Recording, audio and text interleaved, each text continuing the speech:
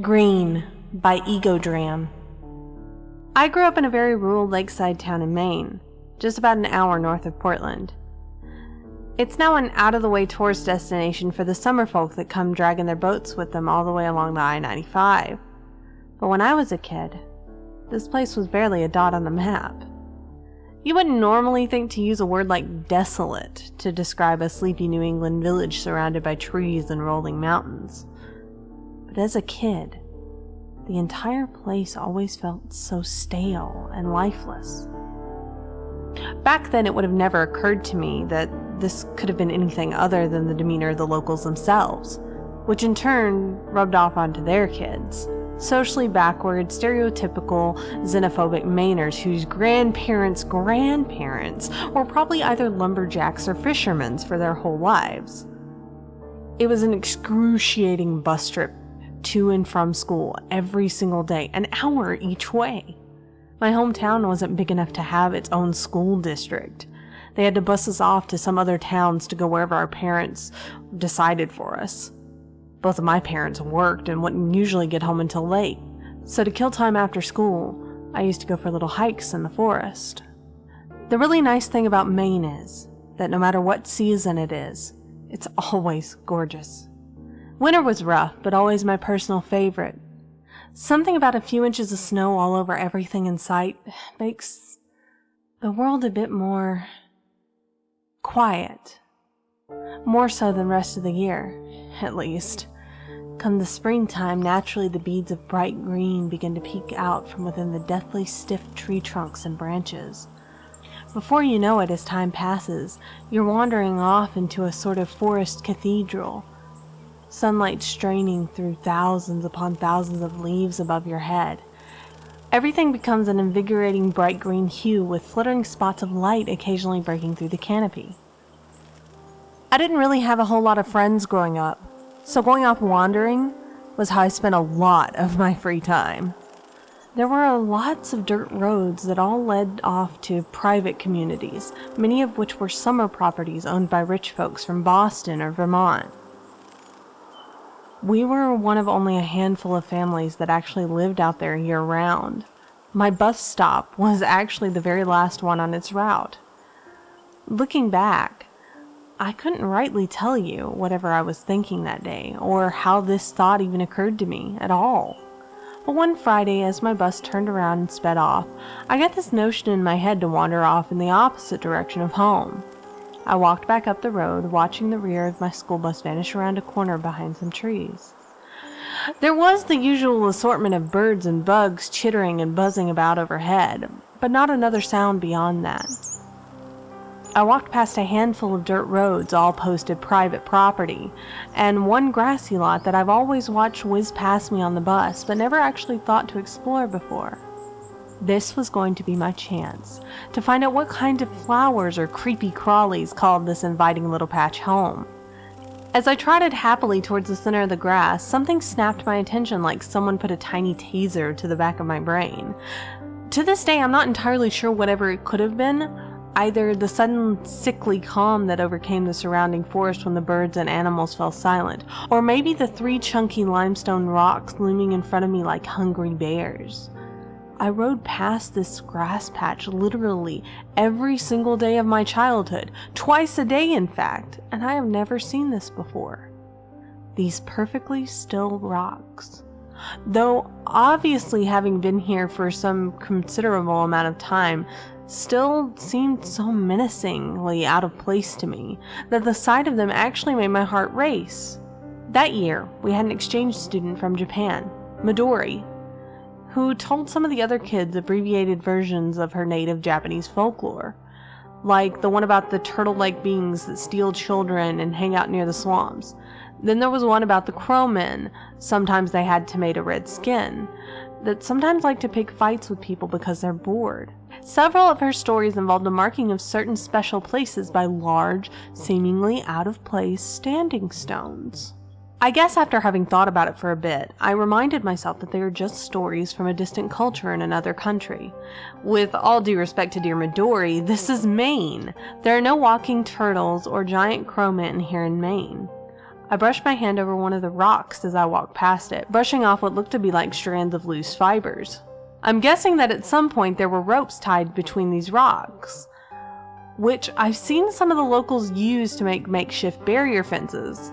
How to tell people go away when you're too lazy to post a sign like everybody else.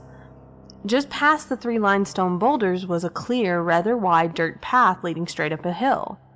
No more grass, just tall trees along the path and soft earth underneath my feet. My usual adventures in the forest were accompanied with a soundtrack of active wildlife, but not this time. Not a single peep, chirp, or chitter could be heard. Not even the occasional flutter of the leaves in the trees. So eerily quiet that if I closed my eyes and ignored the stuffiness in the air, I might almost mistake it for the usual stillness of the typical Maine winter. But no, aside from my feet knocking against the ground with each step, there was nothing. The towering of the trees above me betrayed my other senses, while the silence continued to crush me, getting heavier on me with every single uphill step. I began muttering to myself things I randomly remember reading in my textbooks. Crazy, I know, but if it meant something could stave off the pervasive silence, then all the better. At least for the time being, until I finally heard something other than my own voice. A damp wooden crack. From up overhead, I looked up. The treetops weren't right. There was no sunlight coming through them, like the sky was just one lifeless sheet of white laid out above everything, producing only pale shadows in the canopy above me. I almost didn't see it, but there was a very slight shift within the shadows above me, followed by another crack. My entire face and neck began to crawl with a sort of weird hot sensation, like a nasty fever, but without any other symptoms. My nostrils were smacked with an effluvium of rotten bog water, which is nothing unusual for this time of year, except that there are no bogs in the hillsides here, only on flat land, far, far downhill. I don't remember what happened next. I don't think I cared. I just turned tail and ran like my ass was on fire back down the hill after something, with a deep bellowing sound reverberating all around the forest. I swear up and down that tried to grab my ankles. The last thing I remember seeing was the patch of green grass bouncing from side to side in my field of vision as I ran sloppily towards it. The presence of the 3 stones at the mouth of the forest almost seemed to swell before the patch ahead, like the cracked teeth belonging to the mouth of the forest. If I could just make it to the grass, I told myself. Once I'm in the familiar green field, I'm in the clear. Oh, I hope. Running downhill isn't as easy as you'd think. It's very sloppy and actually quite dangerous. It's very easy to fall on your face, and I did. Right about a foot away from one of the limestone boulders, and face first in what felt like thick, stale leaves. I didn't look. I couldn't even open my eyes when I heard that abhorrent bellowing again from up the path behind me. My jeans became hot from my own urine. Man, this is not how I want my parents to find me. I gripped the sheets of the dead leaves. My entire body tensed up into a ball as the source of the horrifying noise came closer to me, cut short by a very small, very damp wooden crack, followed by a wet crashing sound, like large chunks of plastic hitting the ground, or maybe even bone for all I knew. There was a moment of quiet, then the sound of something between a deep gurgle and a growl. I shouldn't have looked, and I knew it, but I did anyway. On the ground, a few feet behind me was a sickly brown, well, I can only describe it as a mound of what I thought was rotted wood. Like a chunk of a dead branch had fallen from one of the trees above and was shattered upon hitting the ground. There were broken up pieces of it, whatever it was, on either side. At first I thought they were chunks of rotten wood or tree bark, until I noticed the hexagonal shapes they made, like the pattern of a tortoise shell. And it sure stank something horrible. that invisible fog of damp rot infiltrating my nose again. As I stirred myself back to my own 2 feet, I glanced down at the ground and found that I had crash-landed into what appeared to be chunks of old rope and oddly folded strips of thick, decayed paper. This clearly wasn't your usual roadside litter. It had been tied and woven into rope in such a way that I had never seen before. But before I could regain my bearing, there was a rushing breeze emanating from the path that caught me by surprise. Upon the breeze, a forceful beating sensation, bursting like a whoosh of a giant fan. And there I saw those black eyes glaring at me, powerful and deep, as big as dinner plates, accompanied by an elongated, scrunched-up nose. Everything else seemed to fade and distort around it as it stood above the mound, as if dominating it. A sort of darkness seemed to spread out from behind what might have been its body. In both directions behind it, a pair of giant, foul, crow-like wings. It could have very well been the adrenaline or the panic, but my head felt like it was buzzing. Then as my vision began to fade, the green of the grass patch overtaking my peripheral vision, that's when I heard it. According to the police, an early arriving tourist spotted me crawling towards the road and called an ambulance. The doctor insists that I had some kind of seizure while I was off doing my usual exploring in the woods, even though no one in my family has a history of epilepsy. I didn't say a word to the hospital staff. I knew what happened to kids that said they saw weird stuff. They almost always ended up taking a state-sponsored vacation at a place called Spring Harbor. I spent that entire weekend under observation, and when I did return to school, I was greeted with a barrage of questions that I didn't want to answer. Up until recently, I never really told anyone about this. Almost all of the property in my old neighborhood is now being bought up by wealthy developers looking to build summer homes or to harvest the woods of the forest, much to the behest of longtime locals such as myself. All except, say, one chunk of land. The very same forest surrounding that path. I think I found out why no one wants to touch it. Some loggers were cutting a bit too close to the old path. They found a half-collapsed house surrounded by some sickly-looking trees that couldn't have been harvested due to their decrepit condition.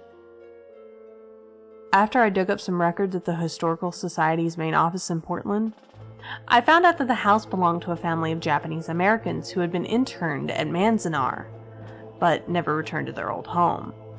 It's not like they could either, since the government had seized the property from them in the 40s, so it sat there for decades, rotting, festering, with all of their belongings inside, to include any number of items from their family's native land.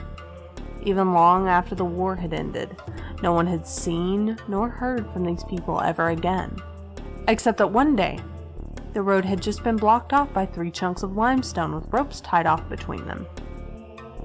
I came upon an old photo of the very same stone trio tapered with rope and oddly folded pieces of paper.